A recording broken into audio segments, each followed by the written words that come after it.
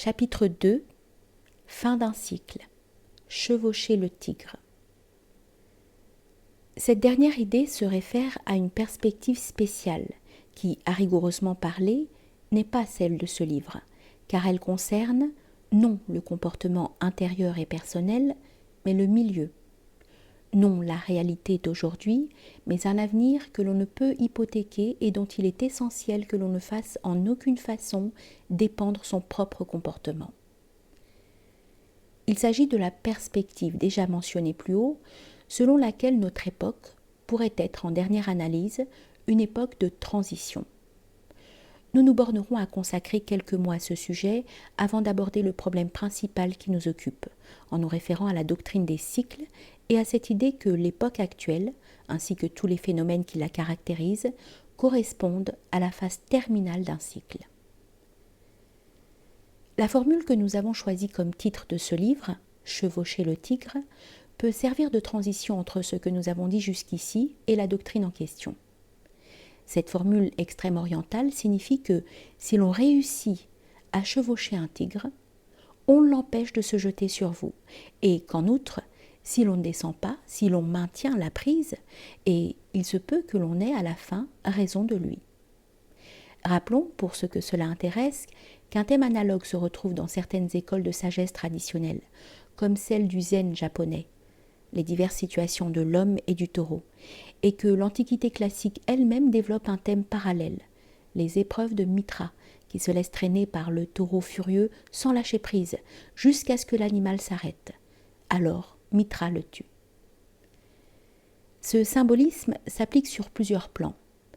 Il peut se référer à une ligne de conduite à suivre le plan de la vie personnelle intérieure, mais aussi à l'attitude qu'il convient d'adopter lorsque des situations critiques se manifestent sur le plan historique et collectif.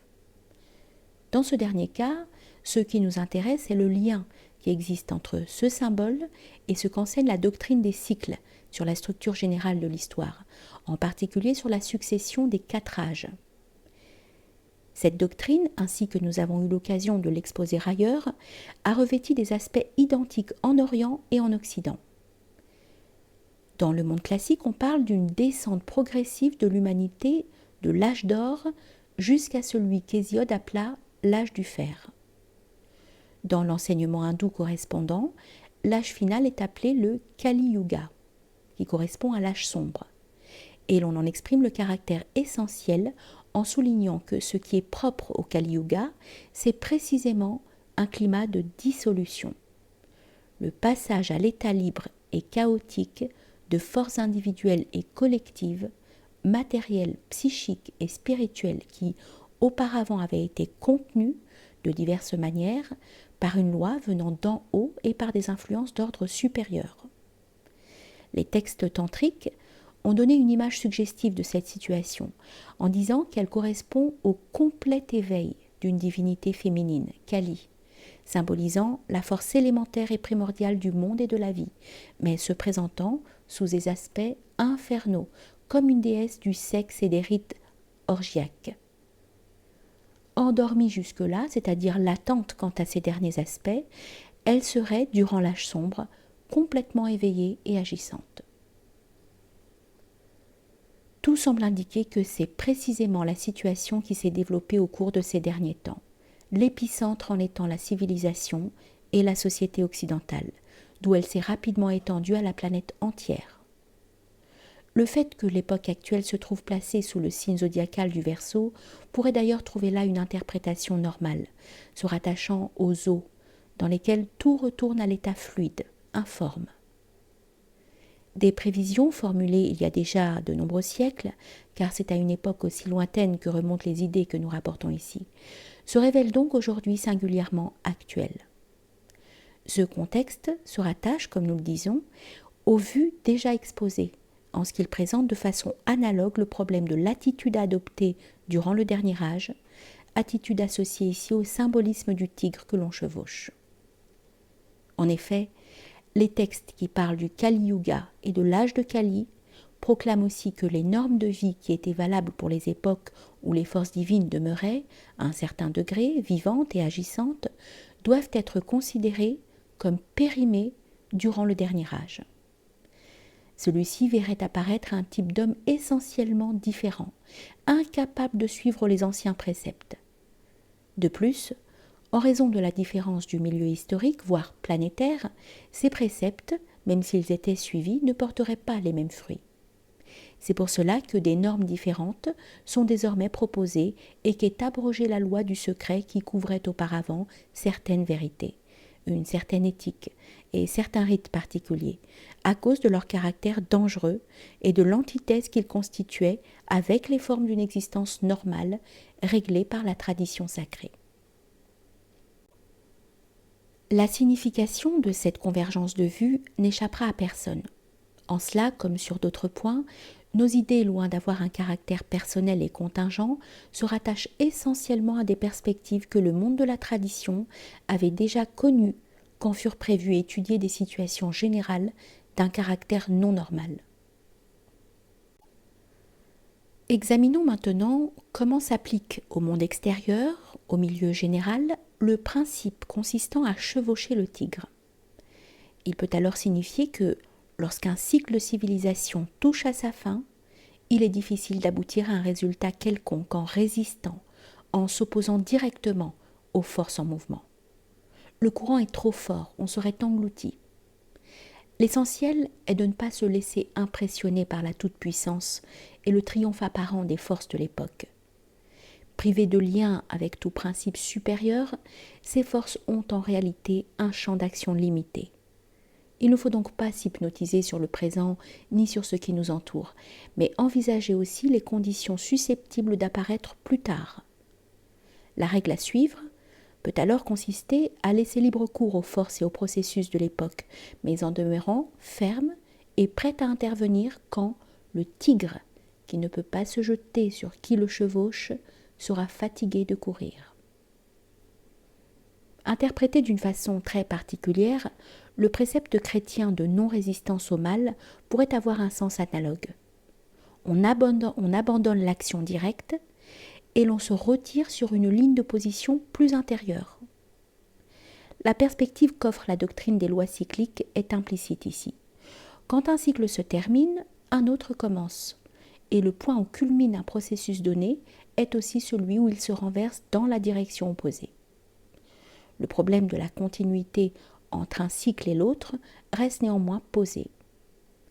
Pour reprendre une image de Hofmannsthal, la solution positive serait celle d'une rencontre entre ceux qui ont su veiller pendant la longue nuit et ceux qui peut-être apparaîtront dans le matin nouveau. Mais on ne peut pas être assuré de ce dénouement. On ne peut prévoir avec certitude de quelle façon et sur quel plan pourra se manifester une certaine continuité entre le cycle qui touche à sa fin et le cycle suivant. Il convient donc de conférer à la ligne de conduite valable pour l'époque actuelle, dont il a été question plus haut, un caractère autonome et une valeur immanente et individuelle. Nous entendons par là que l'attraction exercée par des perspectives positives à plus ou moins brève échéance ne doit pas y jouer un rôle important. Celle-ci pourrait même faire entièrement défaut jusqu'à la fin complète du cycle, et les possibilités offertes par un nouveau mouvement au-delà du point zéro pourraient concerner d'autres hommes qui, après nous, auront tenu ferme également, sans s'attendre à aucun résultat direct ni à aucun changement extérieur. Avant d'abandonner ce domaine pour aborder notre sujet principal, il sera peut-être utile de mentionner encore un point particulier, qui est également en rapport avec les lois cycliques. Il s'agit des relations entre la civilisation occidentale et les autres civilisations, la civilisation orientale notamment. Parmi ceux qui ont reconnu la crise du monde moderne et ont aussi renoncé à considérer la civilisation moderne comme la civilisation par excellence, l'apogée et la mesure de tout autre, il en est qui ont tourné leur regard vers l'Orient, où ils voient subsister cette orientation traditionnelle et spirituelle de la vie qui a cessé depuis longtemps en Occident, de servir de base à l'organisation effective des différents domaines de l'existence. On s'est même demandé si l'on ne pouvait pas trouver en Orient des points de référence utiles au relèvement et à la réintégration de l'Occident. René Guénon a été le défenseur le plus sérieux de cette tendance. Mais il faut voir clairement sur quel plan on se place en posant ce problème. S'il s'agit de simples doctrines et de contacts intellectuels, cette recherche est légitime. Mais il convient de noter que l'on pourrait alors trouver des exemples et des références valables, en partie du moins, dans notre propre passé traditionnel, sans avoir à se tourner vers une civilisation non européenne. On ne gagnerait cependant pas beaucoup à tout cela. Il s'agirait d'échanges à un haut niveau entre des éléments isolés qui cultivent des systèmes métaphysiques. Si au contraire, l'on aspire à quelque chose de plus, à des influences réelles, ayant un retentissement important sur l'existence, il ne faut pas se faire d'illusions. L'Orient lui-même suit désormais la voie que nous avons prise.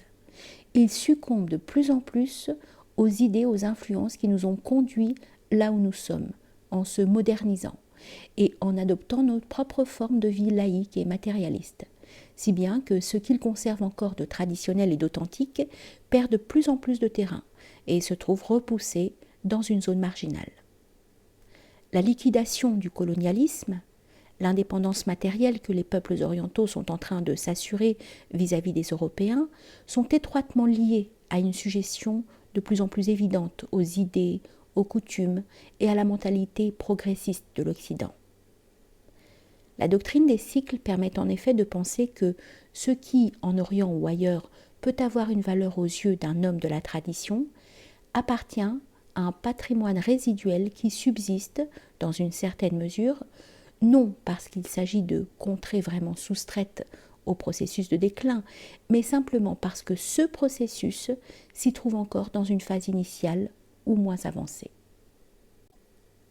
Ce ne sera donc qu'une question de temps pour que ces civilisations nous rejoignent, pour qu'elles se trouvent au même point que nous et connaissent donc les mêmes problèmes, les mêmes phénomènes de dissolution sous le signe du progrès et du modernisme.